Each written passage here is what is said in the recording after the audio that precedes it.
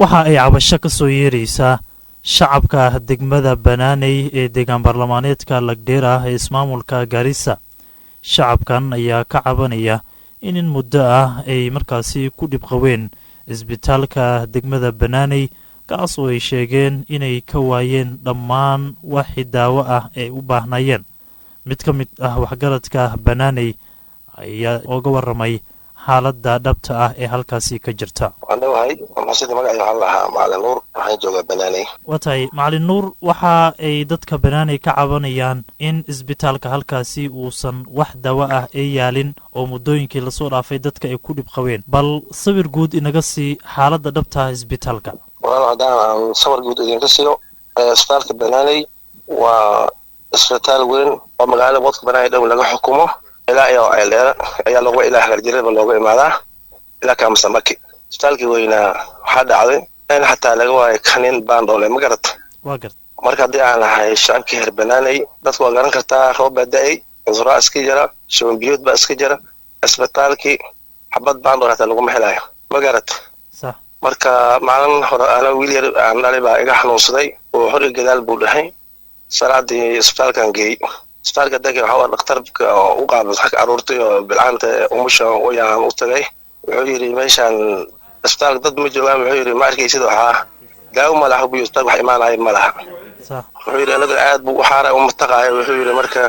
ruux ka agta hata falaajin hata lagu mahalayo meeshan marka waxa yiri walaal oo saastay bal waraaq oo iqor oo meelaha farmishan aan u raadsaday marka isbitaalkii weyna Banaaney hadda xaalad guud ayaan siyo isbitaalka daawo ma laha baando lama helayo falaajin hata lama helayo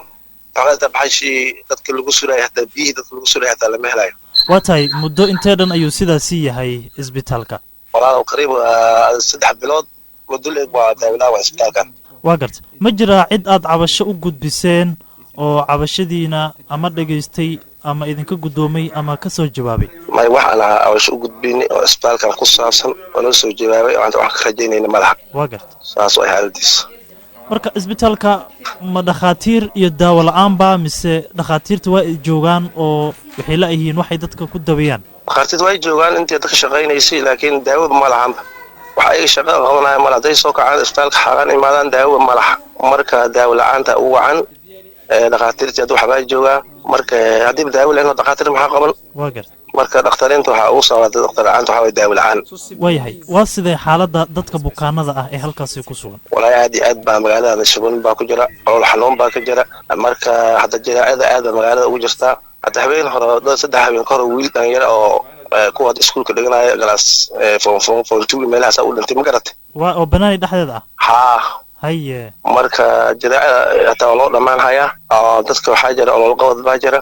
oo xaja soo biyad ilmaha yarka oo ilmaha naaska nuugay 2 sano inta ka yar waxa aad u rafaadin yihiin shuban oo hor gadaal ma garatay marka waxa daawo ilmihiisa isbitaalka diligay daawo ma laha marka waa la geeyay waa la iska soo noqon haye marka dhibaato weyn baa ka jirta magaalada Banaaney halka isbitaalka caafimaadka hagiis aad magaalo weyn oo district way magaalada inta ka bilowd laakiin daawo ma laha watay waxa sheegtay in tuulooyinka hoostaga Banaaney ay isaga yimaadaan dadka bal ka war hadda xaaladda dadkaas iyaguna ma yimaadaan halkaasi mise waa ay qusteen wallahi waa ay qusteen waa iska joogaan oo sababtoo gaar hadii aad ahaan jidka ay go'on yihiin jidkan hadda madoogash la aaday meel shuburaad laha go'day gaar soo goray gaar ka baxay mid ma laha marka gaar kor marka la jidkan maray ilaa iyo xagga junction-ka ka dhacay kor gaarta madoogash dhanka midigta maray isagana waxa waa jidkii uu halaysan yahay taqaasiis yar baa baxan taqaasiis 2,000 wax dadkii qarashkii ma hayaan ma garata sax marka dadka waa iska xanuunsan oo iska joogan tuulooyinka dadka waa ogahay isbitaalka ka socoto dadka xanuunsan la keenay wax loo keenay ma lahan watay maxaa kaloo baaqood u diraysaa governor iyo MCA-ga maadaama aan ognahay caafimaadka ama healthka inuu hoos yimaado dawladda county-da waxaan u dirayaa baaq governor Garissa County Nadiif Jaamac Aadan iyo MCA laga soo doortay Banaaney Abdiqayuum Sheekh Sugow waxaan leenahay isbitaalkii Banaaney daawo la'aan way ilmihii waxa u dhamaan hayaan shuban biyood hor gadaal baa leeyihiin waxa kale ka jirta jiraaca qofkii maanta soo xanuunsan isbitaalka ligay sharoob baan oo laga helayo kanin baan oo lama helayo daawada dadka biyaha lagu taagay hada lama helayo sax marka waxaan leenahay isbitaalkaas si degdeg ah in loo soo gurmado daawo loo keenaa rabnaanaka